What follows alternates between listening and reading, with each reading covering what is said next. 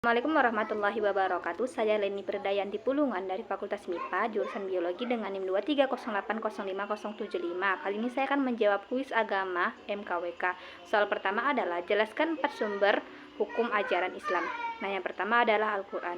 Al-Quran adalah sumber hukum pertama dan paling tinggi kedudukannya yang memuat panduan kehidupan manusia, sehingga semua persoalan harus merujuk dan berpedoman kepadanya atau Al-Quran. Yang kedua ada hadis. Hadis adalah perkataan, ucapan, dan ketetapan atau takrir yang ditetapkan oleh Nabi Muhammad SAW yang gunanya untuk menjelaskan ayat-ayat yang terdapat pada Al-Quran, memperkuat pernyataan yang ada pada Al-Quran, dan menetapkan hukum baru yang tidak terdapat pada Al-Quran. Yang ketiga ada Ijma. Ijma adalah kesepakatan seluruh mujtahid di suatu masa setelah Nabi Muhammad SAW yang berkaitan dengan hukum syara yang tidak terdapat pada Al-Quran dan hadis. Yang keempat adalah qiyas. Qiyas adalah hukum tentang suatu peristiwa yang diterapkan dengan cara membandingkannya dengan hukum peristiwa lain yang sudah ditetapkan sesuai dengan nas. Soal kedua, apakah Anda ketahui sumber ajaran Islam selain Al-Quran, hadis, ijma, dan qiyas? Jelaskan. Pertama ada istihsan. Istihsan adalah berpindahnya mustahib dari satu hukum ke hukum lainnya karena ada dalil yang menuntunnya. Kedua, maslahah mursalah adalah hukum yang didasarkan pada kemaslahatan yang lebih besar dibandingkan mengesampingkan kemudaratan karena tidak ada dalil yang menganjurkan atau melarangnya. Ketiga ada istihsab, adalah metode yang dilakukan untuk menetapkan hukum yang sudah ada sampai ada dalil yang merubahnya. Keempat adalah urf, adalah suatu perkataan atau ucapan yang telah dikenal di masyarakat umum dan dilakukan turun-temurun. Kelima ada saddali al-ja'riyah, adalah sesuatu yang boleh tetapi bisa mengarah kepada kemaksiatan. Contohnya ketika kita bermain kuis, maka bisa mengarah kepada keperjudian. Keenam ada qaul al-sahabi, adalah pendapat sahabat yang dirumuskan setelah Rasulullah SAW wafat. Ketujuh ada syar'u man qabalana, adalah hukum Allah Subhanahu wa taala yang disyariatkan untuk umat terdahulu melalui nabi-nabi sebelum Rasulullah. Soal ketiga, apa itu ijtihad? Bagaimana metode pelaksanaannya? Nah, ijtihad adalah mencurahkan seluruh tenaga dan pikiran secara sungguh-sungguh dalam menetapkan suatu hukum. Metode pelaksanaannya pertama adalah istihsan, adalah berpindahnya mustahid dari satu hukum ke hukum lainnya karena ada dalil yang menuntunnya. Yang kedua maslahah mursalah, adalah hukum yang didasarkan pada kemaslahatan yang lebih besar dibandingkan mengesampingkan kemudaratan karena tidak ada dalil yang melarang atau menganjurkannya. Ketiga ada istihsab, adalah metode yang dilakukan untuk menetapkan hukum yang sudah ada sampai ada dalil yang merubahnya. Keempat ada urf, yaitu perkataan atau ucapan yang telah dikenal oleh masyarakat banyak dan dilakukan secara turun-temurun. Kelima ada saddali al-ja'riyah, adalah sesuatu yang boleh tetapi bisa mengarah kepada kemaksiatan. Contohnya ketika kita bermain kuis, maka bisa mengarah kepada keperjudian. Keenam ada qaul al-sahabi, adalah pendapat sahabat Nabi yang dirumuskan setelah Rasulullah SAW wafat.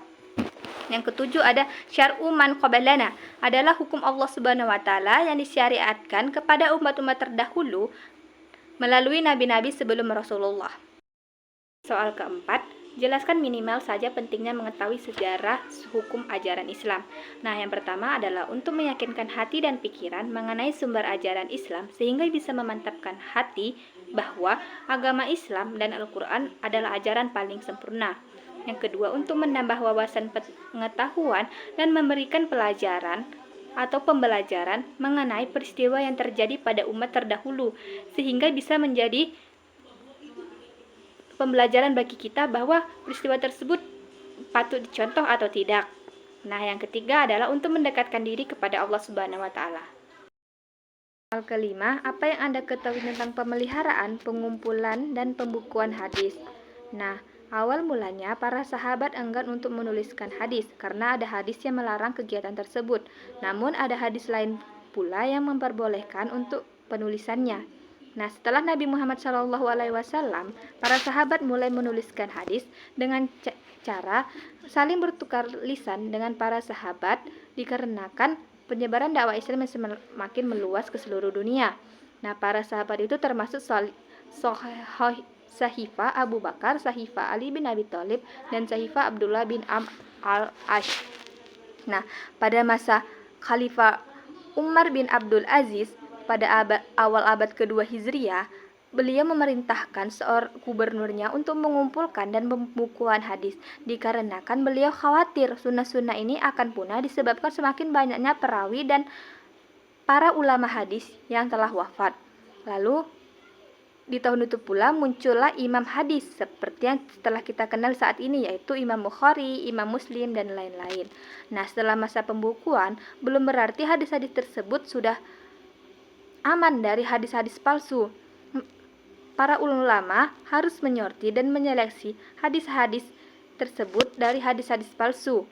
Di antaranya, maka muncullah gerakan dinasti Abbasiyah, yaitu gerakan penyortiran dan penyeleksian hadis palsu, yang dikenal dengan kitab rujukan, yaitu Kutubus Sittah.